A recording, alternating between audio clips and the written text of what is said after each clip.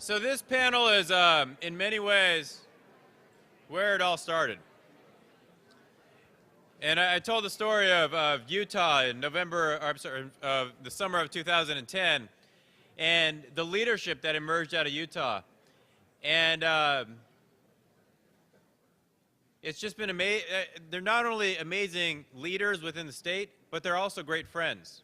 They're great friends of everybody across the country, and they're great friends of ours here in D.C. And one of what we're really hoping for in this meeting is that everybody, take advantage of the breaks to strategize and get ready for tomorrow. And I know in the corner they're planning out their Arizona delegation meetings. In the back they're planning out their Texas delegation meetings, like Craig Regelbrug, who's doing that. Yes, Craig. No. But in Utah, the leadership emerged to change the debate.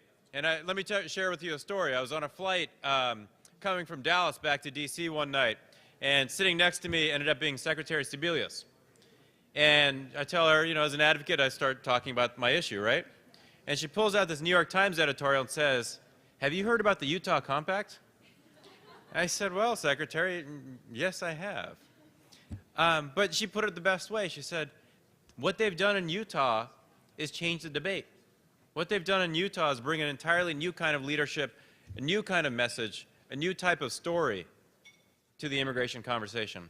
So I really want to thank everybody from Utah who's here, and I'm going to turn it over to our moderator, Natalie Gochnour, with the Executive Vice President with the Salt Lake Chamber, who I gave her a interesting job title this morning at the press conference, which we won't repeat. But Natalie, thank you very much for joining us, and turn it over to you. Great. My pleasure to be here. Since he won't do it, I guess I will, just to give Ali a little pressure out there. But my background's in economics. I serve as a chief economist at the Salt Lake Chamber, and he introduced me at the National Press Club as the chief communist.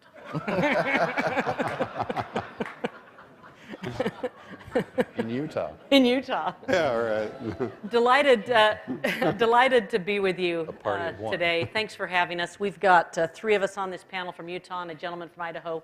We'll do some introductions. I'll just mention to you that the Utah Compact was signed just about 2 years ago. And for people who delve in public policy and government and business work in the community I come from, that day 2 years ago was a very, very special day.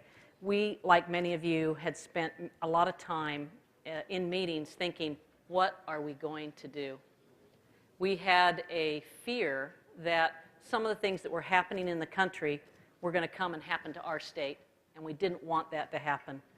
And about 2 years ago, we affixed our names to a 250-word document that had 5 planks. I'll just say federal solutions, the economy, families, public safety, and free societies. And in the process of signing that document, a very organic movement started in our state. And before you knew it, we became the first and I believe only state in the country to have a temporary work law on our statutes. And so it's a national and state and regional success story. We're going to tell you part of that story and reflect upon lessons learned that can be shared with you. So to my left here, the police chief from Salt Lake City, our largest city, Chris Burbank. Welcome, Chris. Nice to have you here. To his left, I've got Ken McClure, who's an attorney by training and helps lead the Idaho Business Coalition for Immigration Reform. He'll keep the Utah people honest on the panel. And then I've got Paul Mero, who's the president of the Sutherland Institute and was a leader in the Utah Compact. And with that, I'm just going to ask each of you, one at a time, to just kind of give a brief introduction about your role with the Compact or your unique contribution in immigration in your position. Well, Chief? I have been in law enforcement now for 22 years and been the chief in Salt Lake City for almost 7.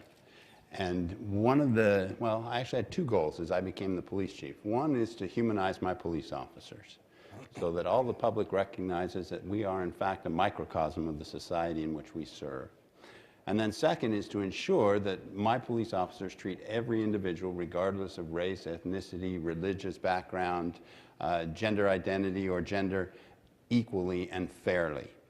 And so as the immigration debate developed in the state of Utah, it got a little nasty at times. And so when the compact came forward and it was presented as an idea, an alternative to the direction that the state was going, it was a natural fit for me personally, as well as for the police department to sign on and say, yes, this is absolutely something that we want to participate in. Very good. Ken, you were not part of signing the Utah Compact. It's a different state, but you certainly have watched it and tried to replicate it in your own state. Tell us a little bit about that. We did. I'd like to say, first of all, thank you for introducing me as the gentleman from Idaho. It's the first time anyone's ever called me a gentleman, to my knowledge. I'll keep it up. Well, perhaps that has something to do with my demeanor.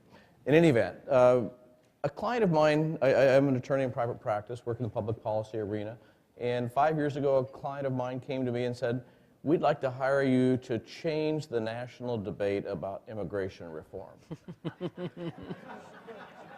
And I said, I haven't the foggiest idea how to do that.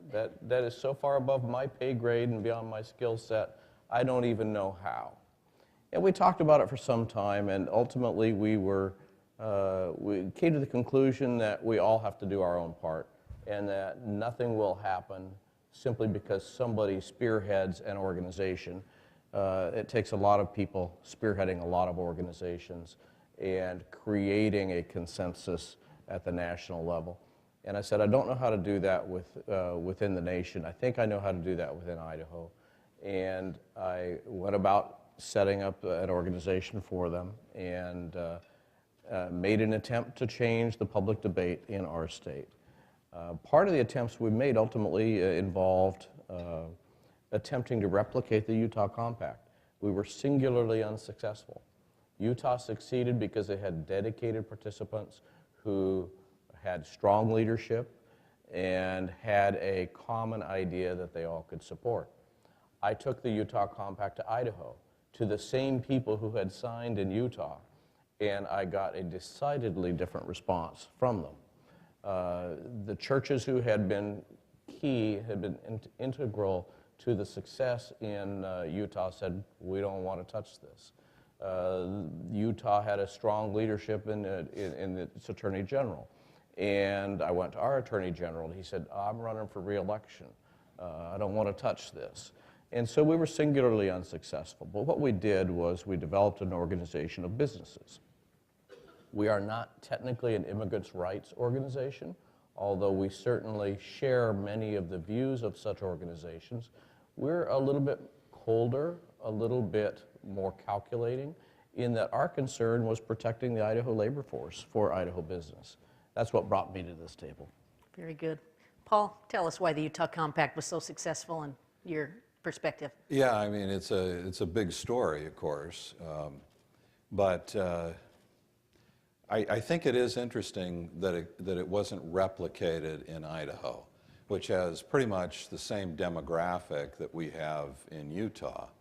And so just sitting back at our table here thinking about when you mentioned that initially, Ken, I thought, you know, honestly, I think it was one of those special moments in politics, in political culture, when you actually had some of the right people in positions to then do the right things.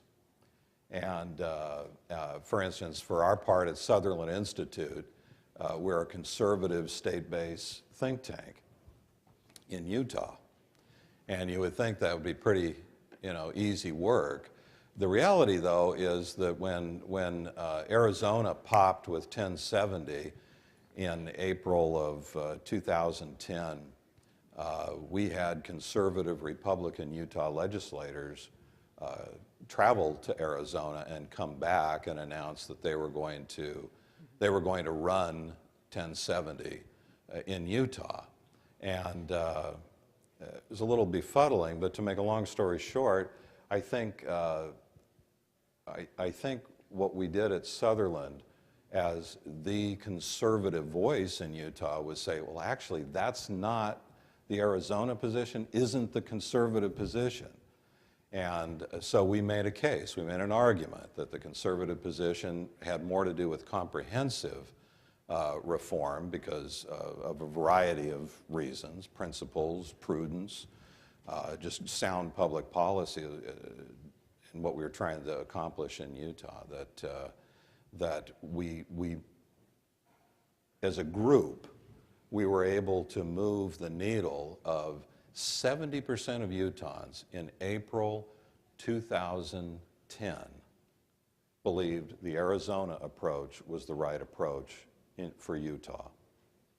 By the time we hit the legislative session in January of 2011, 70% of the Utah population supported the comprehensive approach and the Utah Compact model. Natalie and her colleagues at the Chamber are to be credited with coming up with the idea for the Utah Compact, but it really was a diverse group of people who came together early on to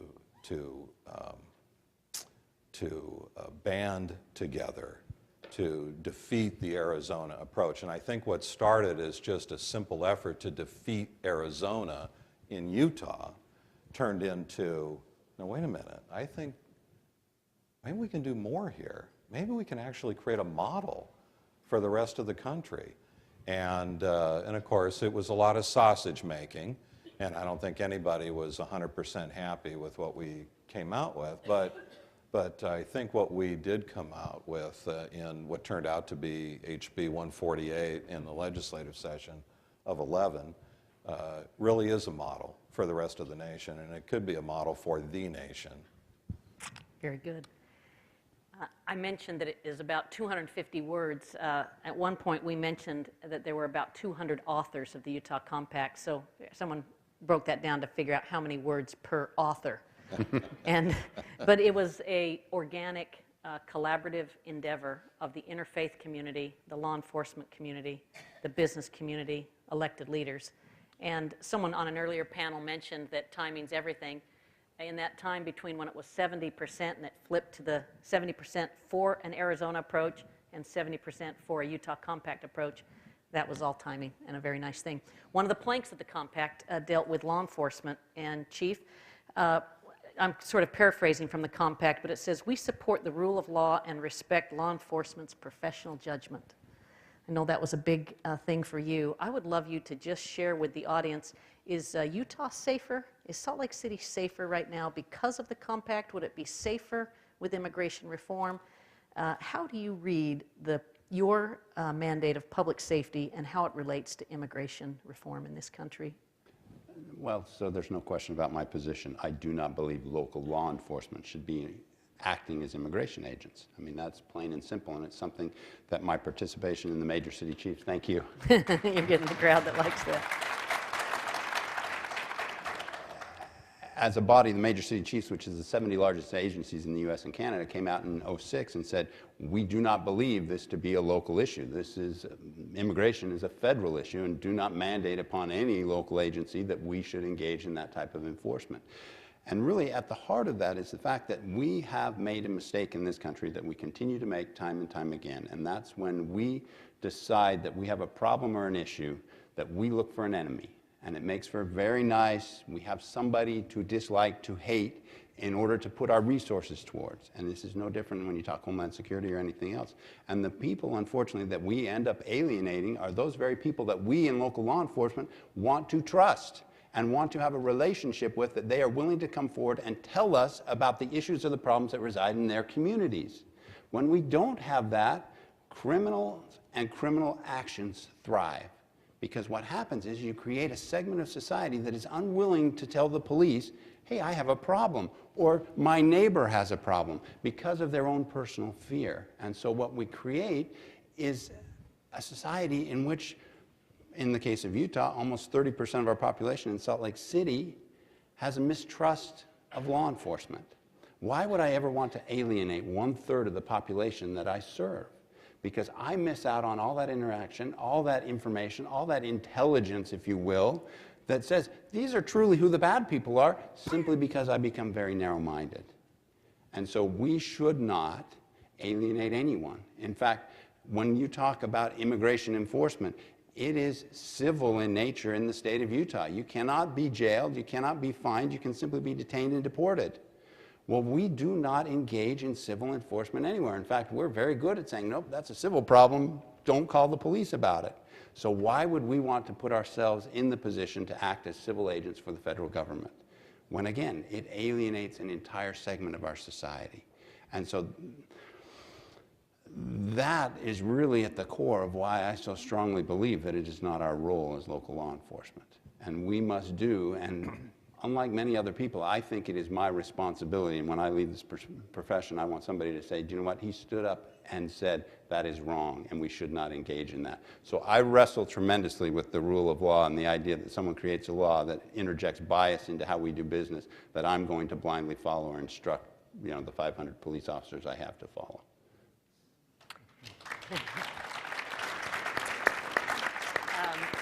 Police Chief Burbank, you know, he's very well thought of in our community, and you can see why. I don't remember if it was about 2 years ago, but we had a property tax increase on the ballot to help build a new public safety building for our city, an emergency operations center and the like. And they wanted the business community's support for a property tax increase, and I'm proud to say that the Salt Lake Chamber supported that tax increase in part because of the great leadership at our police department, so thank you. Paul and Ken, has the Utah Compact in any way marginalized the rule of law in our state? That I'll direct to you, Paul, and then Ken, what are you doing in Idaho to protect the rule of law? And let's go first to Paul and then back to Ken. Well, the rule of law argument, of course, was one of the primary arguments from the antis. You know, I don't know how many times I heard, what don't you understand about the word illegal? Gosh, I just wanted to slug somebody. Which would have been illegal, I'm sure. Right? That would have been. Yeah, yeah, I apologize. But it was maddening, and so one of the arguments, one of the intellectual arguments we tried to make at Sutherland was, you know, under a rule of law, if the rule is bad, the law is going to be worse. And so we just kept saying, you know, the system, the rule is broken. And so no wonder we have these ridiculous laws. And I don't know why, Mr. Conservative Republican legislator in Utah, you're defending ridiculous, unjust laws and a broken system. So the rule of law actually just has, you know, deeper, richer meaning. And we've talked about it here today. We've talked about human dignity. We've talked about justice. That's the deeper meaning of the rule of law. And unfortunately, by the time those deeper, richer thoughts surface for a legislator, they don't look the same. But that's what we argued about the rule of law. Ken, what would you add there? I would add, A, I agree with everything Paul just said, but B, the Utah Compact defined a higher moral ground, and it did it in a way that was inoffensive and non-threatening. And even though we haven't been able to replicate it in Idaho, we have shared it with opinion leaders, with elected officials, most all of whom nod their heads and say, yes, this is right. Followed, of course, by a, but I don't want to get involved. Nevertheless, it has been very useful to us in not only identifying the higher moral ground, but in allowing those elected officials to refuse to do something which would further erode our broken system. And in our case, we don't have so much of a rule of law problem as we do a problem associated with, I'll put it carefully, but there's a very high degree of xenophobia involved in this argument in Idaho, and there are a lot of people who simply don't acknowledge other people's right to be there. And we have been able to use the Utah Compact in Idaho to avoid Arizona-style, Alabama-style, Georgia-style legislation with the cooler heads who don't want to speak publicly but are willing to vote in a way that does give us the support we look for. Yeah, you wanted to add something there? Yeah, about, you used the word xenophobic. We use the word nativist constantly, because that's really what we saw in Utah, was kind of this, you know, soft racism. There is this nativist attitude. And where you see it most, of course, is when you have anonymous responders, you know, through blogging or whatever all that stuff is, with the newspaper commentaries online. And I was astounded. And I was astounded even in private meetings with legislators how they express themselves similarly in this nativistic fashion, and they weren't even aware of it, that they were doing it. You know, it was what it sounds like, those people. That's what it sounds like, those people. And it shocked me, frankly, but that was at least part of my experience there. Please. One of the things that the compact was very effective at changing is some of that rhetoric that took place. I, too, was amazed at some of the things that were being said. Comments like, they are more criminal.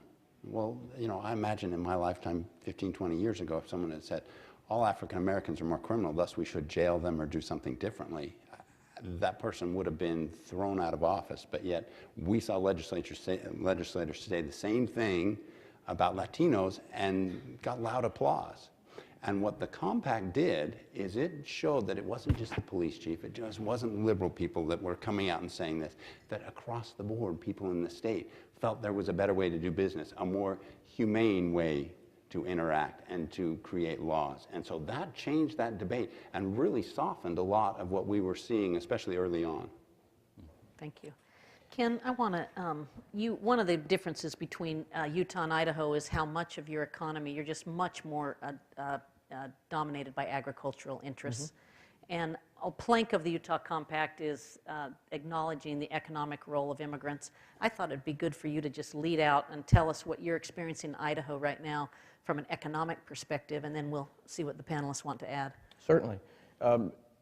I mentioned that the Utah Compact gave people the reason to want to help. But we also engaged a series of economic studies surrounding the role and the contribution of foreign-born labor to the Idaho economy. It's substantial. It is very substantial. If we're to have the cold, hard rule of law, throw them out if they're here illegally, it would significantly reduce Idaho's economic activity. The study that was done for us by the University of Idaho using relatively conservative assumptions, because in economics, of course, it always matters what your assumptions are because they determine the outcome. But using very conservative and defensible assumptions, we were able to show, or at least the University of Idaho Economics Department showed us, that if we were to adopt a strict compliance with federal requirements, that we would lose about 17,000 jobs in a state of 1.5 million people. That's a lot of jobs. Our gross state product would be reduced by about $450 million a year.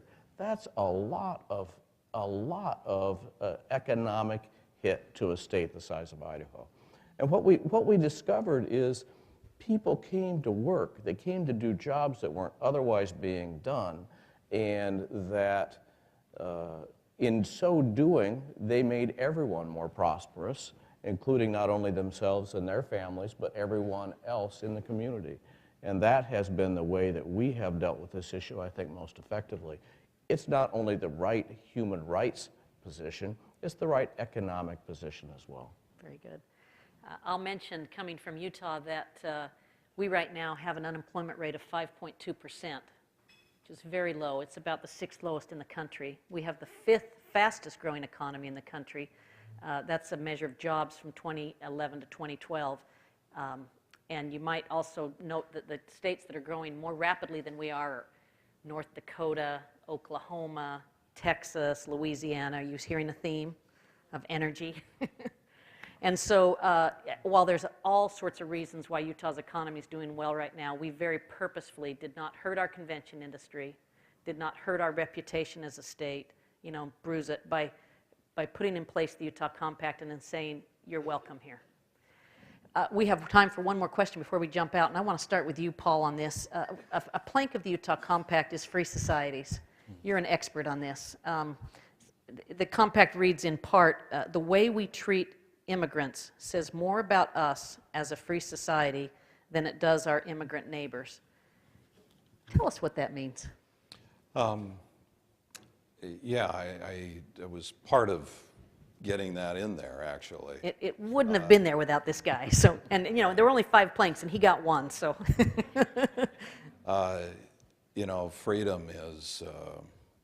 freedom is communal. We often talk about liberty, and liberty is typically personal. We have personal liberties to do a variety of things, but on my side of the political spectrum, they're often used synonymously, those words, liberty and freedom, and they're not synonymous. Freedom is communal. It's what happens, speaking of punching somebody, it's what happens at the end of my fist and the beginning of your nose. That's what freedom is all about. And it's negotiating how people live together in community. And early on, we knew at Sutherland, from the way we understand conservatism, that it does have to do with human dignity. That this issue really is about who we are. It's not about who undocumented immigrants are. It's also about understanding undocumented immigrants, why they would come to Utah, and there's a social sub-context to that, not just an economic one for Utah, and we did studies. We did studies at Sutherland, and frankly, we found that, and I'll use Mormon code words here. So we found that undocumented immigrants in Utah were more Utah than Utahns. And they marry more, they divorce less, they have more children, they work harder, and so it wasn't. We could do all the numbers crunching, we could do all the studies in the world, but it all came down for us to this idea of freedom. And if you follow the Arizona approach, you will have a less free society. We felt as conservatives that approach led to a greater police state, which we didn't want. And so we felt like the idea of a free society was important to the overall notion of the compact. Very well said. We're going to now jump to questions from the audience, and I just want to mention as those come up here that I understand that our closer today is our Attorney General from the state of Utah, Mark Shurtleff, who has been a stellar leader on immigration reform, not just in Utah but nationally. So get excited to stick around for that, and it looks like we'll have our first question from the audience. Well, I have, just start off as we're gathering questions. The Mountain West is almost the least appreciated part of the country when it comes to the immigration debate. It's changing quickly, but it's part of the, if we say that we fly over the Midwest, we really fly over the Mountain West. But now, the fact is that with the delegation in Idaho, the delegation in Utah, Colorado, Wyoming, these are increasingly important delegations for the upcoming debate around immigration reform. So from your perspectives, at least in Idaho and Utah, who do they need to hear from? I mean, you've touched on that a little bit, but tomorrow's lobby day, and this is kind of a segue, if you will, to tomorrow's conversations. There are going to be a lot of conversations on the Hill, and how would you be able to paint a compelling picture to the senators in Utah or in Idaho? Yeah, let's just go down the line, and I'll just say that in my world, the business community is critical to this. And we have at the Salt Lake Chamber a very active, well-funded, professionally staffed Chamber of Commerce. And that's so key to this debate because it brought business front and center. And I have the support of our business leaders to be out in front on the immigration issue rather than looking around and seeing how the wind blows. Well, I think the big thing for law enforcement is when you consider that you would have states that all had different rules, different regulations as far as how you interact, it goes to the freedom. And do we want law enforcement officers asking, are you okay being in this part of the state, this part of the country, this city, or whatever the case may be? And I say, no, that's not what I see as freedom in the United States of America. It's my ability to travel and to interact with anyone I choose to in any part of the United States that I choose to without having to answer those questions from a law enforcement official. I think, Ellie, I would say that in Idaho, a vibrant economy demands labor that our local labor force can't supply.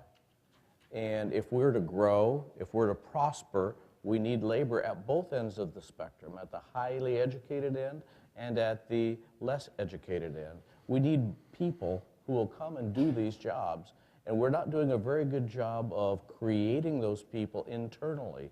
And so if we don't get others to come do them from outside of Idaho, we will not grow and we will not prosper. It's that simple.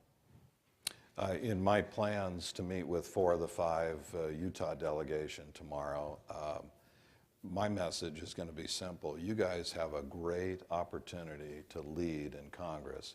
You are each conservative Republicans. You're seen as that, and you come from the state that has, for now anyway, created the gold standard on how you solve this problem. And for you guys to bury your heads in the sand collectively would be an embarrassment and an abrogation of your responsibilities. It should be so easy. We've already written the text. The narrative is there for these legislators. Just follow it. Just put it on a national stage. Thank you. Got this question a couple times. Where are negotiations with Department of Justice on the work authorization legislation that Utah passed? And then how does that legislation or that law then build towards comprehensive reform at the federal level? It's a great question. I don't know, Paul, if you want to address it. Yeah, well, I'm sure the Attorney General. I know, I'm looking at the Attorney General, and he can cover that in his remarks. But and so I mean, I'll just say I know it's constantly being negotiated quietly. There's a reason though that the federal government sued Arizona, but not Utah. There's a reason for that, and so I'm hoping that that's a good sign that the negotiations will continue. We'll leave it at that, only unless the Attorney General wants to say something more in his remarks. Okay. And then how does this build towards federal reform, the passage of the state law? Yeah, I mean, in my mind, the most important thing about the Utah law is that it balanced enforcement with the economy. We, as a chamber, said we are unwilling to live with this enforcement-only approach because you've got to give us the workers we need. And we absolutely have labor shortages in Utah at the hourly and high-skill level, which are the exact segments that immigrants tend to fill. And so the real message, and I don't know how you play it out in the national stage, but you have to move these simultaneously. Could any of you speak to how the immigration discussions are playing out within not only the Utah, but Utah to Arizona and to Nevada, where there is a large Mormon community, and how the LDS Church is engaging? And I know that they provided a positive statement, a supporting statement around the Utah Compact, and I also know that nobody here speaks on behalf of the church, but it's such a big part of the faith community in America over time. What do you see in terms of how the church can be engaged more moving forward? Paul, please, I'm happy to comment as well. Yeah, we saw what happened to Senator Russell Pierce in Arizona. At one point, Senator Pierce was in the local hierarchy of the LDS Church down in Arizona. He was a stake president down there. Interestingly enough, it was another sitting stake president within the LDS Church who ran against him and beat him. It was a large LDS community who recalled Russell Pierce. That's a big deal.